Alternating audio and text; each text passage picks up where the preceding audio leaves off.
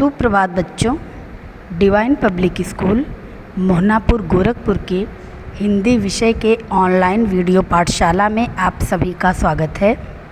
बच्चों, आज हम कक्षा 10वीं में हिंदी पाठ्य पुस्तक क्षितिज के गद्य खंड के पाठ 4 मानवीय करुणा की दिव्य चमक नामक पाठ को पढ़ेंगे।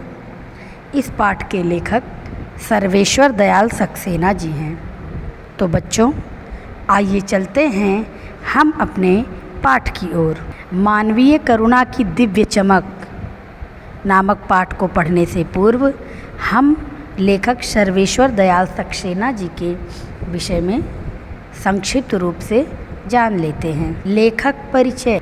सर्वेश्वर दयाल सक्सेना जी का जन्म सन 1927 ईस्वी में जिला बस्ती उत्तर प्रदेश में हुआ था। उनकी उच्च शिक्षा इलाहाबाद विश्वविद्यालय से हुई। वे अध्यापक, आकाशवाणी में सहायक प्रोड्यूसर, दिनमान में उप संपादक और पराग के संपादक रहे। अर्थात इन्होंने दिनमान और पराग नामक पत्र पत्रिकाओं का संपादन भी किया। सन 1983 ईस्वी में उनका आकस्मिक निधन हो गया। अचानक निधन हो गया। सर्वेश्वर बहुमुखी प्रतिभा के साहित्यकार थे।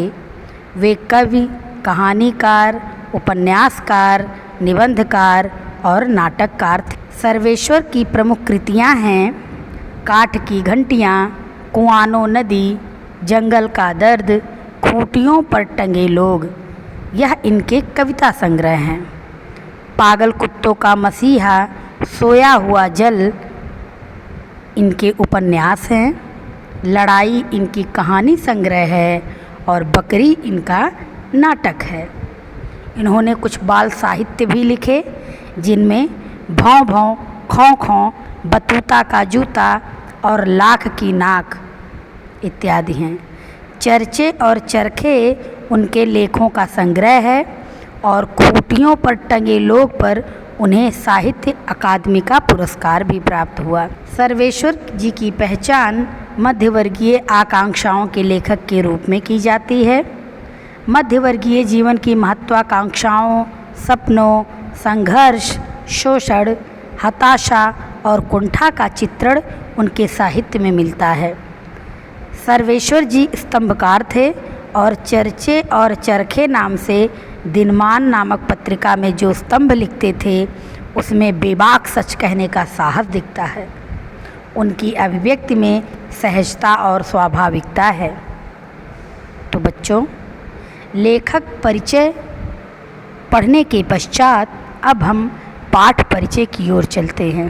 पाठ परिचय। मानवीय करुणा की दिव्य चमक नामक पाठ एक संस्मरण के अंतर्गत आता है और संस्मरण स्मृतियों से बनता है और स्मृतियों की विश्वसनीयता उसे महत्वपूर्ण बनाती है।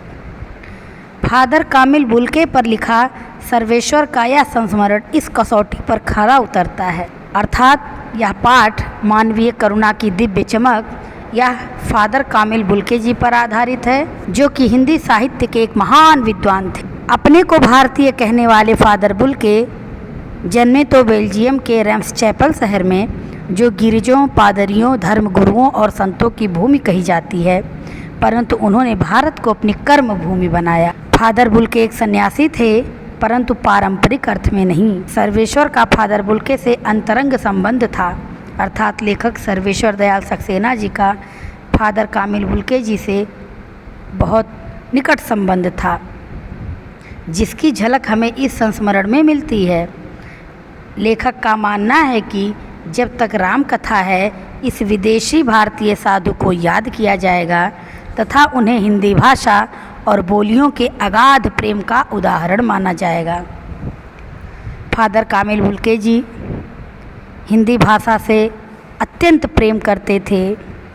हिंदी भाषा के महत्व को वह समझते थे और यह पाठ मानवीय करुणा की दिव्य चमक, जो कि सर्वेश्वर दयाल सक्सेना जी द्वारा लिखित है, यह फादर कामिल बुल्के पर ही आधारित है। तो बच्चों, पाठ परिचय के पश्चात अब हम चलते हैं अपने पाठ मानवीय करुणा की दिव्य चमक की ओर। लेखक सर्वेश्वर दयाल सक्सेना जी कहते हैं, कि फादर को जहरबाद से नहीं मरना चाहिए था, जिसकी रगों में दूसरों के लिए मिठास भरे अमृत के अतिरिक्त और कुछ नहीं था, उसके लिए इस जहर का विधान क्यों हो?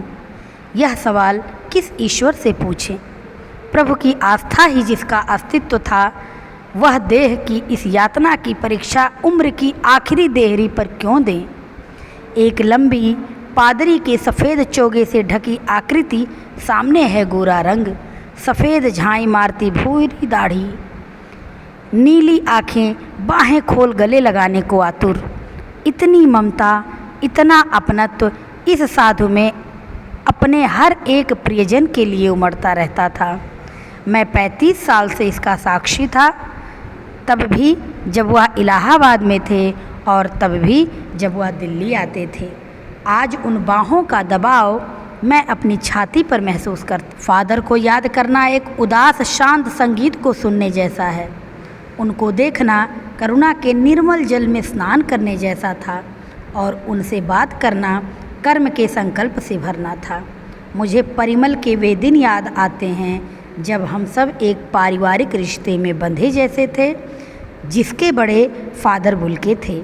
हमारे हंसी मजाक में वह निर्लिप्त शामिल रहते, हमारी गोष्ठियों में वह गंभीर बहस करते, हमारी रचनाओं पर बेबाक राय और सुझाव देते और हमारे घरों के किसी भी उत्सव और संस्कार में वह बड़े भाई और पुरोहित जैसे खड़े हो हमें अपने आशीषों से भर देते। मुझे अपना बच्चा और फादर का उसके मुख में पहली बार अन्न डालना याद आता है और नीली आँखों की चमक में तैरता वात्सल्य भी, जैसे किसी ऊंचाई पर देवदारू की छाया में खड़े हों। कहाँ से शुरू करें? इलाहाबाद की सड़कों पर फादर की साइकिल चलती दिख रही है। वह हमारे पास आकर रुकती है, मुस्कुराते हुए उतरते हैं। देखिए देखिए, मैंने उसे पढ़ लिया है और मैं कहना चाहता हूँ, उनको क्रोध में कभी नहीं देखा, आवेश में देखा है और ममता तथा प्यार में लबालब छलकता महसूस किया है। अक्सर उन्हें देखकर लगता है कि बेल्जियम में इंजीनियरिंग के अंतिम वर्ष में पहुंचकर उनके मन में सन्यासी बनने की इच्छा कैसे जाग गई, जबकि घर भरा पूरा था। 2 भाई, 1 बहन, माँ, पिताजी सभी थे। कठिन शब्दों के अर्थ। जहरबाद का अर्थ होता है गैंग्रीन, एक तरह का जहरीला और कष्टसाध्य फोड़ा होता है। गैंग्रीन, इसमें शरीर के ऊतक नष्ट होने लगते हैं। यह मुख्य रूप से चोट, इन्फेक्शन या किसी अन्य समस्या के कारण शरीर के किसी भाग में खून ना जा पाने के कारण होता है। आस्था का अर्थ होता है विश्वास या श्रद्धा। देहरी का अर्थ होता है दहलीज। पादरी का अर्थ होता है ईसाई धर्म का पुरोहित या आचार्य।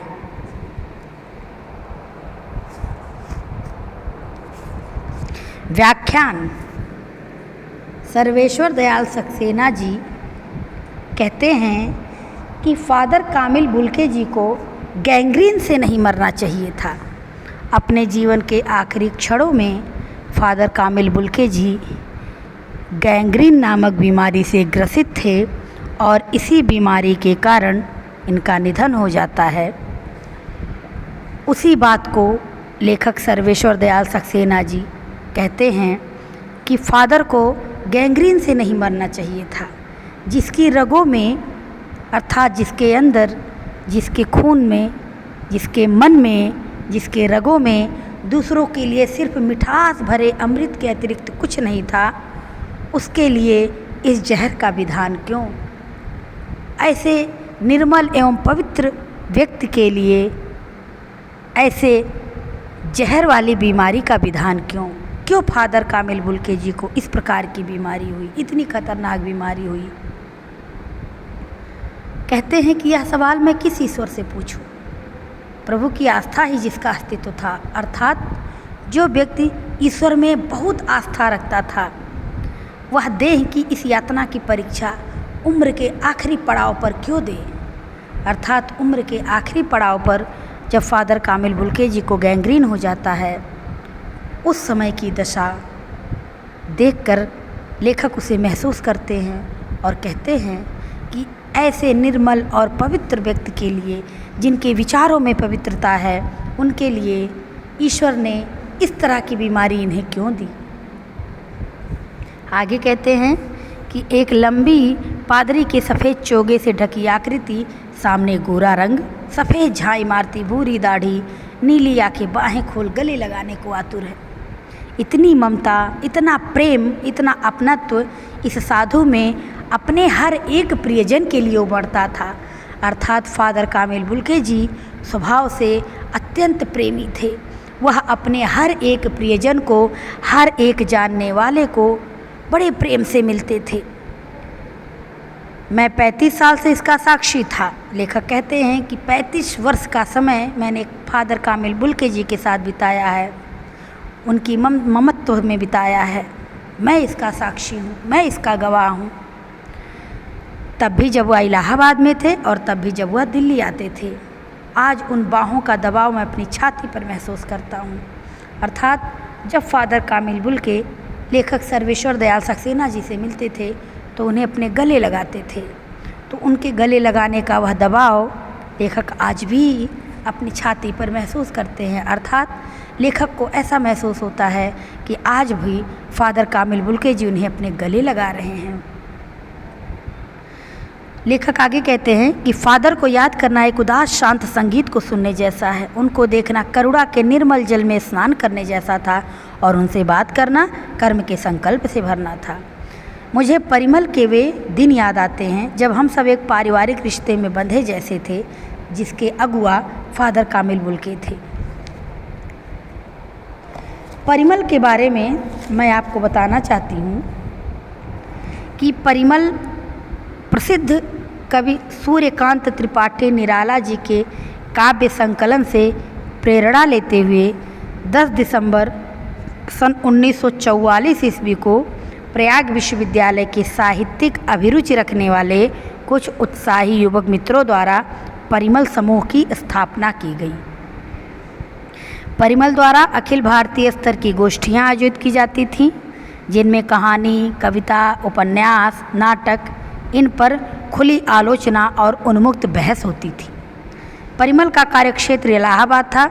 जौनपुर, मुंबई, मथुरा, पटना, कटनी में भी इसकी शाखाएं थीं और परिमल ने इलाहाबाद में साहित्य चिंतन के प्रति नए दृष्टिकोण का न केवल निर्माण किया, बल्कि शहर के वातावरण को एक साहित्यिक संस्कार देने का प्रयास भी किया।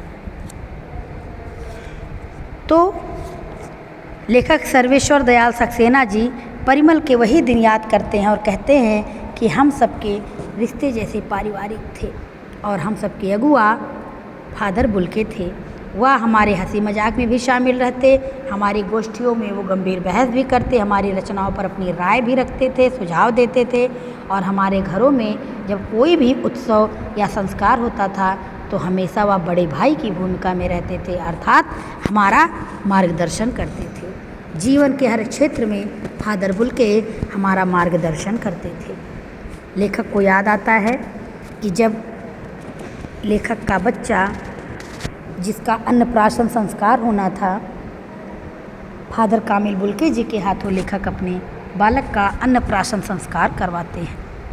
अन्नप्राशन संस्कार वह होता है जब छोटा बालक प्रथम बार अन्न ग्रहण करता है, तो उस समय किसी पूजनीय व्यक्ति के द्वारा उसके मुख में अन्न डाला जाता है। जीवन में प्रथम बार बालक जब अन्न ग्रहण करता है तो वह किसी महत्वपूर्ण व्यक्ति के हाथों से ही ग्रहण करता है। तो लेखक सर्वेश्वर दयाल सक्सेना जी के बालक का अन्नप्राशन फादर कामिल बुल्के जी ने ही किया। आगे लेखक कहते हैं कि कहाँ से शुरू करें। इलाहाबाद की सड़कों पर फादर की साइकिल चलती मुझे दिख रही है। वह हमारे पास आकर रुकती है और मुस्कुराते हुए उतरते हैं। देखिए देखिए, मैंने उसे पढ़ लिया है और मैं यह कहना चाहता हूँ। अर्थात लेखक एकाएक फादर कामिल बुल्के जी को महसूस करते हैं। उन्हें ऐसा प्रतीत होता है कि आज भी उनकी मृत्यु के पश्चात भी इलाहाबाद की गलियों में वह साइकिल से आ रहे हैं और लेखक से बात कर रहे हैं। उनको क्रोध में कभी नहीं देखा, आवेश में देखा है और ममता तथा प्यार में लबालब छलकता महसूस किया है। अक्सर उन्हें देखकर लगता है कि बेल्जियम में इंजीनियरिंग के अंतिम वर्ष में पहुंचकर उनके मन में सन्यासी बनने की इच्छा कैसे जाग गई। अर्थात फादर कामिल बुल्के जी बेल्जियम में इंजीनियरिंग के अंतिम वर्ष में थे और वहीं से उनके मन में सन्यासी बनने की इच्छा जागृत होती है। यह बहुत बड़े ताज्जुब की बात है कि एक इंजीनियरिंग का छात्र अचानक सन्यासी बन जाता है। इसी बात को लेखक कहते हैं कि उनके घर में हर कोई था, 2 भाई, 1 बहन, माँ, पिताजी, हर कोई थे, लेकिन इनके मन में अचानक सन्यासी बनने का ख्याल आया। और यह ख्याल तब आया जब वह इंजीनियरिंग के अंतिम वर्ष में थे। आगे लेखक कहते हैं, आपको अपने देश की याद आती है? मेरा देश तो अब भारत है। मैं जन्मभूमि की बात पूछ रहा हूँ। हाँ, आती है। बहुत सुंदर है मेरी जन्मभूमि रैम्स चैपल। घर में किसी की याद? माँ की याद आती है, बहुत याद आती है। फिर अक्सर माँ की स्मृति में डूब जाते देखा है। उनकी माँ की चिट्ठियाँ अक्सर उनके पास आती थीं। अपने अभिन्न मित्र डॉक्टर रघुवंश को वह उन चिट्ठियों को दिखाते थे। पिता और भाइयों के लिए बहुत लगाव मन में नहीं था। पिता व्यवसायी थे, एक भाई वहीं पादरी हो गया है, एक भाई काम करता है, उसका परिवार है। बहन सख्त और जिद्दी थी। बहुत देर से उसने शादी की। फादर को एक आध बार उसकी शादी की चिंता व्यक्त करते उन दिनों देखा था। भारत में बस जाने के बाद 2 या 3 बार अपने परिवार से मिलने भारत से बेल्जियम गए थे। लेकिन मैं तो सन्यासी हूँ, आप सब छोड़कर क्यों चले आए? प्रभु की इच्छा थी। वह बालकों की सी सरलता से मुस्कुरा कर कहते, माँ ने बचपन में ही घोषित कर दिया था कि लड़का हाथ से चला गया। और सचमुच इंजीनियरिंग के अंतिम वर्ष की पढ़ाई छोड़ फादर बुल्के सन्यासी होने जब धर्मगुरु के पास गए और कहा कि मैं सन्यास लेना चाहता हूँ तथा एक शर्त रखी। सन्यास लेते समय सन्यास चाहने वाला शर्त रख सकता है, और शर्त यह रखी कि मैं भारत जाऊँगा। भारत जाने की बात क्यों उठी नहीं जानता, बस मन में यह था। उनकी शर्त मान ली गई और वह भारत आ गए। पहले जिसेट संघ में 2 साल पादरियों के बीच धर्माचार्य की पढ़ाई की और 10 वर्ष दार्जिलिंग में पढ़ते रहे।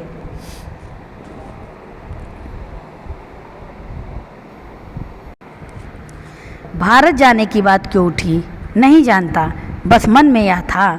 उनकी शर्त मान ली गई और वह भारत आ गए।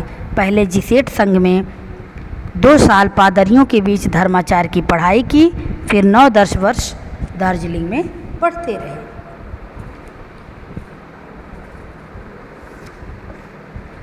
कठिन शब्दों के अर्थ। आतुर का अर्थ होता है अधीर या उत्सुक। निर्लिप्त का अर्थ होता है आसक्ति रहित, अर्थात जो लिप्त ना हो। आवेश का अर्थ होता है जोश। लबालब का अर्थ होता है भरा हुआ। धर्माचार का अर्थ होता है धर्म का पालन या आचरण। व्याख्यान। लेखक सर्वेश्वर दयाल सक्सेना जी कहते हैं कि जब मैंने फादर कामिल बुल्के जी से पूछा कि आपको अपने देश की याद आती है, तो उन्होंने उत्तर किया कि अब मेरा देश तो भारत है। फादर बुल्के जी अपनी कर्मभूमि भारत को ही मानते थे। भारत देश से उन्हें बहुत लगाव था। आगे लेखक पूछते हैं, मैं जन्मभूमि की बात कर रहा हूँ। फादर कामिल बुल्के जी जवाब देते हैं, हाँ आती है, बहुत सुंदर है मेरी मातृभूमि रैम्स चैपल। बेल्जियम के रैम्स चैपल में इनका जन्म होता है, तो वही ये कहते हैं कि मेरी जन्मभूमि रैम्स चैपल बहुत सुंदर है। घर में किसी की याद? तो फादर बुल्के जी कहते हैं कि माँ की याद आती है, बहुत याद आती है। कोई भी व्यक्ति कहीं भी रहे, उसे अपनी माँ की याद हमेशा आती है। फिर अक्सर वो माँ की यादों में ही डूब जाते थे। उनकी माँ की चिट्ठियाँ अक्सर उनके पास आती रहती थी और वह अपने परम मित्र डॉक्टर रघुवंश को वह चिट्ठियाँ दिखाते थे। अपने पिता और भाइयों के लिए उनके मन में बहुत अधिक लगाव नहीं था। उनके पिता एक व्यवसायी थे, एक भाई वहीं पादरी हो गया था और एक भाई काम करता है जिसका अपना खुद का परिवार है। इनकी बहन बहुत सख्त और जिद्दी थी। इनकी बहन ने बहुत देर से शादी की और फादर को कभी कभी अपनी बहन के लिए चिंता व्यक्त करते देखा। भारत में बस जाने के बाद 2 या 3 बार वह अपने परिवार से मिलने बेल्जियम गए। आगे कहते हैं, लेकिन मैं तो सन्यासी हूँ, आप सब छोड़कर क्यों चले आए? लेखक का प्रश्न रहता है कि आप सब कुछ छोड़कर क्यों चले आए? आपके वहाँ माता पिता हैं, भाई बहन हैं, आप सब कुछ छोड़ छाड़ के भारत क्यों चले आए? तो फादर बुल्के जी जवाब देते हैं कि प्रभु की इच्छा थी। वह बच्चों की तरह सरलता से मुस्कुरा कर कहते हैं कि मेरी माँ ने बचपन में ही कह दिया था कि लड़का हाथ से गया, और सचमुच में इंजीनियरिंग के अंतिम वर्ष की पढ़ाई छोड़ फादर बुल्के सन्यासी हो गए। और सन्यासी होने के बाद जब वह धर्मगुरु के पास गए और कहा कि मैं सन्यास लेना चाहता हूँ, तो जो भी सन्यासी होता है तो सन्यास लेते समय वह एक शर्त रख सकता है, और फादर कामिल बुल्के जी ने शर्त रखा कि मैं भारत जाना चाहता हूँ, मैं सन्यासी तो बनना ही चाहता हूँ, साथ ही साथ मैं भारत देश जाना चाहता हूँ। फादर कामिल बुल्के जी भी हमारे देश भारत की महानता से परिचित थे, इसलिए वह भारत को ही अपना कर्मभूमि बनाना चाहते थे। आगे कहते हैं कि भारत जाने की बात क्यों उठी, तो फादर बुल्के जी कहते हैं कि नहीं जानता, बस मन में यह था कि मुझे भारत जाना है। आगे कहते हैं कि फादर कामिल बुल्के जी की शर्त मान ली गई और वह भारत आ गए। पहले जिसेट संघ में 2 साल पादरियों के बीच धर्माचार की इन्होंने पढ़ाई की। जिसेट संघ जो है वह पादरियों का समूह होता है और वहाँ पे रह करके वरिष्ठ पादरियों की देखरेख में धर्माचार की पढ़ाई की जाती है। तो वहाँ इन्होंने 2 वर्ष तक रहकर धर्माचार की पढ़ाई की और फिर 9-10 वर्ष ये दार्जिलिंग में पढ़ते रहे। कलकत्ता से बीए किया और फिर इलाहाबाद से एमए। उन दिनों डॉक्टर धीरेन्द्र वर्मा हिंदी विभाग के अध्यक्ष थे। शोध प्रबंध प्रयाग विश्वविद्यालय की हिंदी विभाग में रहकर 1950 में पूरा किया। रामकथा उत्पत्ति और विकास परिमल में उनके अध्याय पढ़े गए थे। फादर ने मातरलिंग के प्रसिद्ध नाटक ब्लूबर्ड का रूपांतर भी किया है नीलपंक्षी के नाम से। बाद में वह सेंट जेवियर्स कॉलेज रांची में हिंदी तथा संस्कृत विभाग के विभागाध्यक्ष हो गए और यहीं उन्होंने अपना प्रसिद्ध अंग्रेजी हिंदी कोश तैयार किया और बाइबल का अनुवाद भी। और वहीं बीमार पड़े, पटना आए, दिल्ली आए और चले गए। 47 वर्ष देश में रहकर और 73 वर्ष की ज़िंदगी जीकर। फादर बुल्के संकल्प से सन्यासी थे। कभी कभी लगता है वह मन से सन्यासी नहीं थे, रिश्ता बनाते थे तो तोड़ते नहीं थे। 10 साल बाद मिलने के बाद भी उनकी गंध महसूस होती थी। वह जब भी दिल्ली आते जरूर मिलते, खोज कर समय निकाल कर गर्मी सर्दी बरसात झेलते मिलते, चाहे 2 मिनट के लिए ही सही। यह कौन सन्यासी करता है? उनकी चिंता हिंदी को राष्ट्रभाषा के रूप में देखने की थी। हर मंच से इसकी तकलीफ बयान करते, इसके लिए अकाट्य तर्क देते। बस इसी एक सवाल पर उन्हें झुंझलाते देखा है और हिंदी वालों द्वारा ही हिंदी की उपेक्षा पर दुख करते उन्हें पाया है। घर परिवार के बारे में, निजी दुख तकलीफ के बारे में पूछना उनका स्वभाव था और बड़े से बड़े दुख में उनके मुख से सांत्वना के जादू भरे 2 शब्द सुनना एक ऐसी रोशनी से भर देता था जो किसी गहरी तपस्या से जन्मती है। हर मौत दिखाती है जीवन को नई राह। मुझे अपनी पत्नी और पुत्र की मृत्यु याद आ रही है और फादर के शब्दों से झरती विरल शांति भी। आज वह नहीं है, दिल्ली में बीमार रहे और पता नहीं चला। बाहें खोलकर इस बार उन्होंने गले नहीं लगाया। जब देखा तब वे बाहें दोनों हाथों की सूजी उंगलियों को उलझाए ताबूत में जिस्म पर पड़ी थी। जो शांति बरसती थी वह चेहरे पर थिर थी, तरलता जम गई थी। वह 18 अगस्त 1982 की सुबह 10 बजे का समय था। दिल्ली में काश्मीरी गेट के निकलसन कब्रगाह में उनका ताबूत एक छोटी सी नीली गाड़ी में से उतारा गया। कुछ पादरी रघुवंश जी का बेटा और उनके परिजन राजेश्वर सिंह उसे उतार रहे थे। फिर उसे उठाकर एक लंबी संकरी उदास पेड़ों की घनी छांव वाली सड़क से कब्रगाह के आखिरी छोर तक ले जाया गया, जहां धरती की गोद में सुलाने के लिए कब्र अवाक मुँह खोले लेटी थी। ऊपर करील की घनी छां थी और चारों ओर कब्रें और तेज धूप के वृत्त। जैनेन्द्र कुमार, विजयेंद्र स्नातक, अजीत कुमार, डॉक्टर निर्मला जैन और मसीही समुदाय के लोग, पादरीगढ़। उनके बीच में गैरिक वसंत पहले इलाहाबाद के प्रसिद्ध विज्ञान शिक्षक डॉक्टर सत्यप्रकाश और डॉक्टर रघुवंश भी, जो अकेले उस संकरी सड़क की ठंडी उदासी में बहुत पहले से ही खामोश दुख की किन्हीं अपरिचित आहटों से दबे हुए थे। कठिन शब्दों के अर्थ। रूपांतर का अर्थ होता है किसी वस्तु का बदला हुआ रूप। अकाट्य का अर्थ होता है जो कट ना सके, अर्थात जो बात काटी ना जा सके।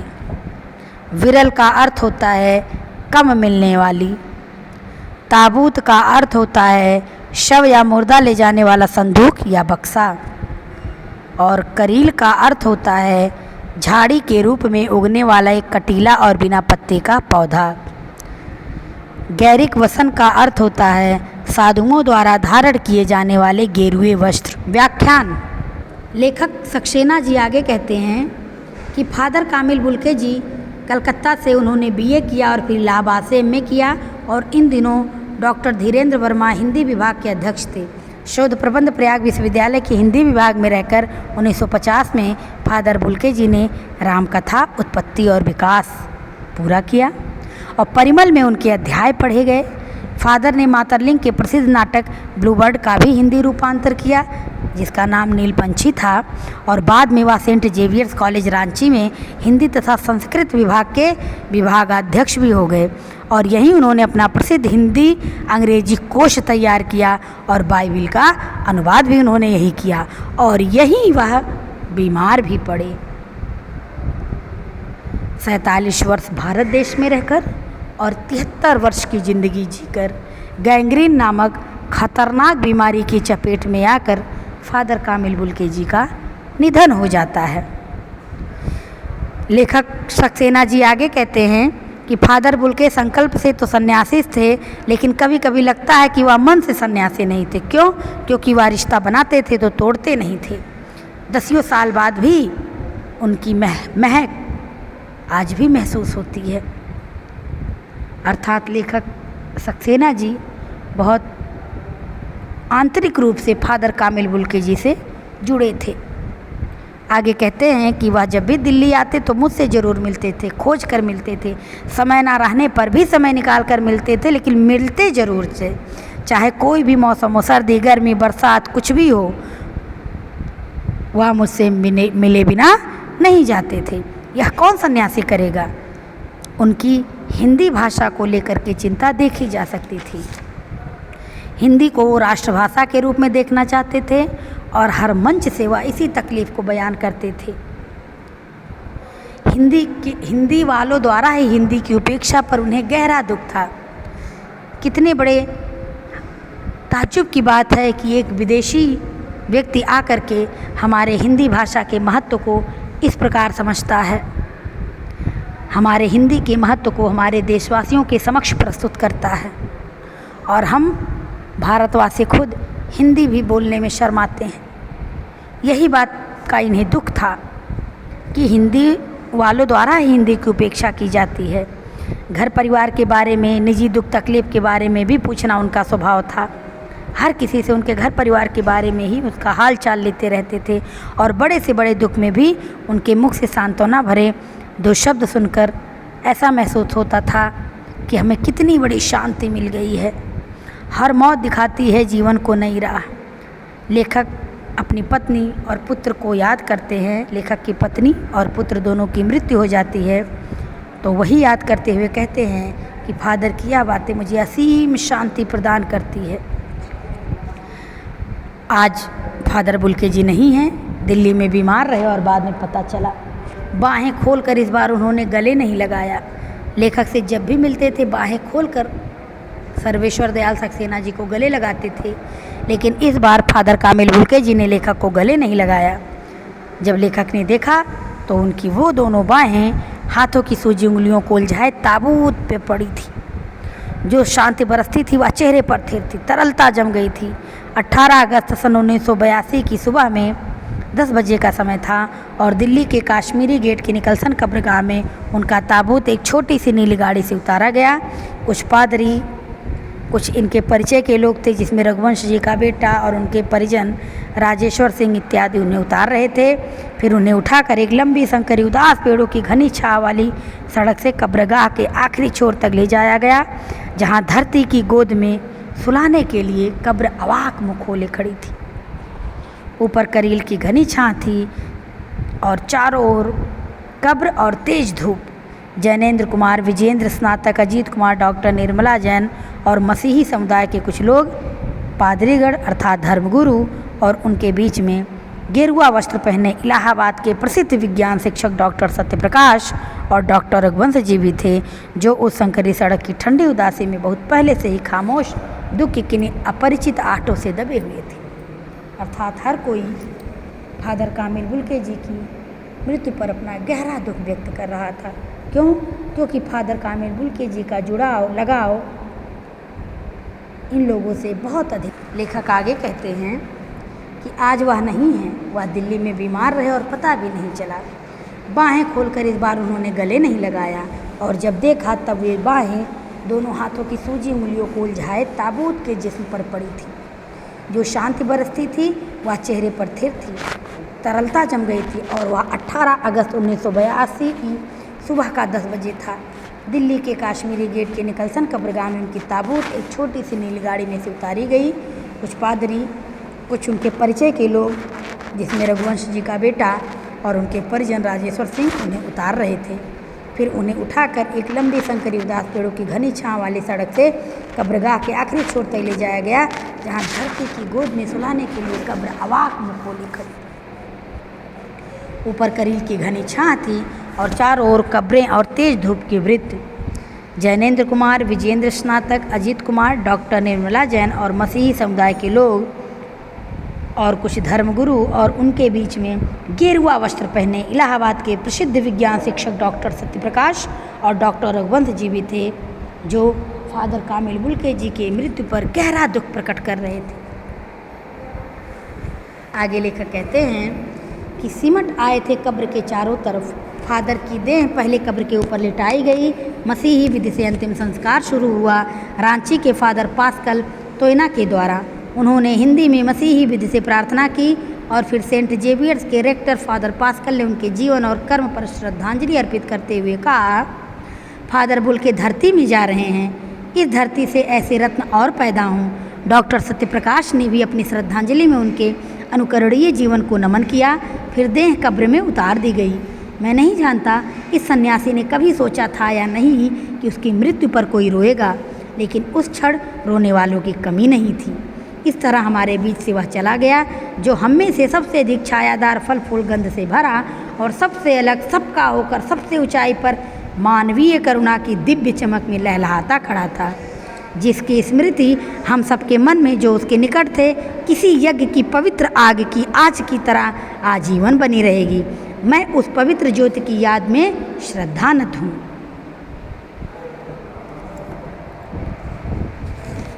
कठिन शब्दों के अर्थ। श्रद्धानत का अर्थ होता है प्रेम और भक्ति युक्त पूज्य भाव। लेखक सक्सेना जी आगे कहते हैं कि फादर कामिल बुल्के जी के कब्र के चारों तरफ लोग खड़े थे। फादर की देह पहले कब्र के ऊपर लिटाई गई, फिर मसीही विधि से अर्थात मसीही समुदाय की विधि से उनका अंतिम संस्कार हुआ। रांची के फादर पास्कल तोयना ने उनका अंतिम संस्कार किया।